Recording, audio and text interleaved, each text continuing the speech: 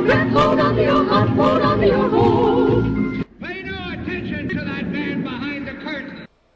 So who's promoting this $350,000 concept? Just about everybody in the industry, at least in that little part of the industry that goes to trade shows and promotes the more mom and pop types of opportunities. So the big gun, International Franchise Association, they are pushing it hard. You can get information and become a lead on their website at franchise.org. They're promoting it. They're promoting it through their VetFran program, which specifically targets military veterans, and it's included in lists of best opportunities for our returning veterans. They're also promoting it, as you'll see, through their International Franchise Expo, live and online, and in regional franchise shows, which is the way that they've sold hundreds of Experimac franchises through these trade shows. It's being promoted by every major franchise publication, and even some that are not really that major. But Entrepreneur is promoting Experimax, Franchising USA, Franchise Times, Global Franchise, the Pay-Per-Play, Franchise Promotional Magazine, a zillion different franchise advertising portals, which are the ones that, you know, you go on and they've got a lot of different opportunities, and you click it and it says, would you like information about this, and it creates a lead and sends it or sells it to the company. Be the Boss, franchise.com, Franchise Direct, Franchise Help, franchise.org, franchisesamerica.com, provenfranchises.com, franchisegator.com, franchisesolutions.com, topfranchise.com, and BizBuySell, which I didn't have room for on there. Everybody is promoting this, and everybody's got their hand and just incredibly excited about this. The franchise brokers, who are kind of a major force in selling franchises, they position themselves as free consultants, and they say, hey, you know what, we'll give you a free consultation and free information, and you don't have to pay us anything. We'll help, you know, look at your personality, and we'll help steer you to the best opportunity for you. And you don't have to pay us because we're consultants, but we get paid by the franchisor. The cynics among you might say that's kind of like going into a car dealership and having a car salesman say to you, hey, I'm an automotive consultant, and you know, I'm going to consult with you about which one of these cars you want to buy, and don't worry, you don't have to pay me, because you know what, the car company is going to be footing that bill. But anyway, they're very excited. IFPG is a organization that supports brokers. FranceServe, IBBA. This woman right here, Lisa Welko, is a member of IFPG, and she's sold 2, maybe 3 Experimac franchises, and was very excited about closing one deal and getting them started in less than 6 months. Transworld Business Consultants, that's actually owned by UFG United Franchise Group.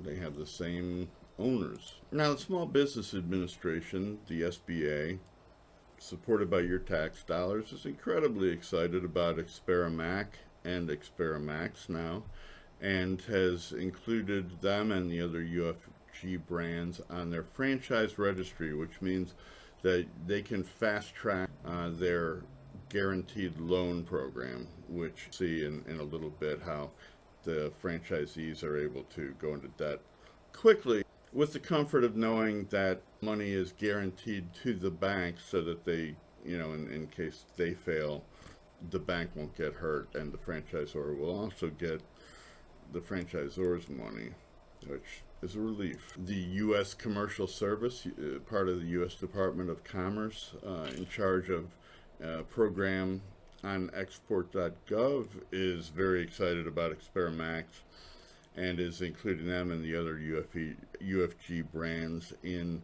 exporting brands from the United States onto other countries so that they can enjoy the same benefits that we do.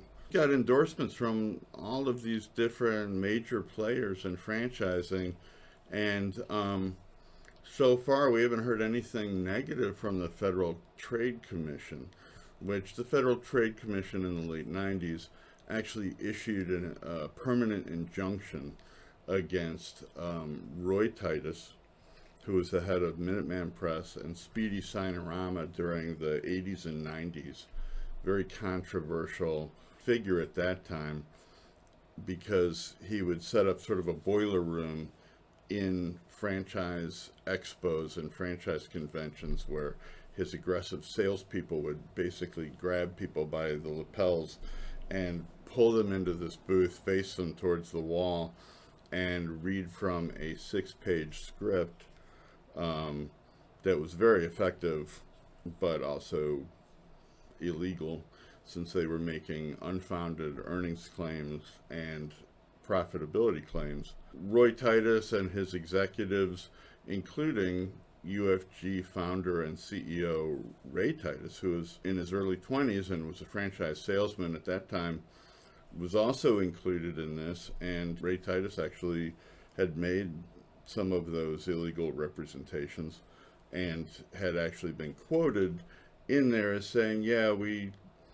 gave those earnings and those profitability claims, and we didn't really have any basis because we didn't track the profitability of franchisees and their businesses. When they further asked him, he said, that's not the kind of thing that you put in writing, which is kind of the FTC's point, is it's exactly what you have to put in writing.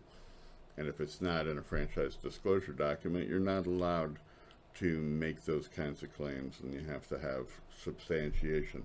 So a lot of people lost their investments. A lot of people were ruined back in the 90s. Roy and Ray and the gang were fined $3.4 million, I believe, at the time, and they issued this permanent injunction that said, knock it off, you guys are not allowed to do this stuff anymore. And we need to do this permanent injunction because you actually have a high likelihood of reoffending.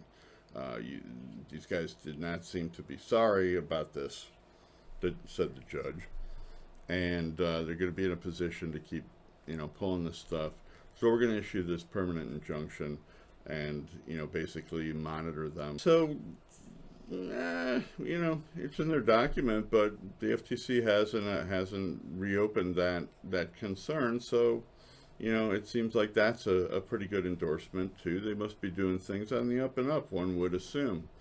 Correct? That would be people doing their homework and saying, well, they had problems back in that's 20-something years ago.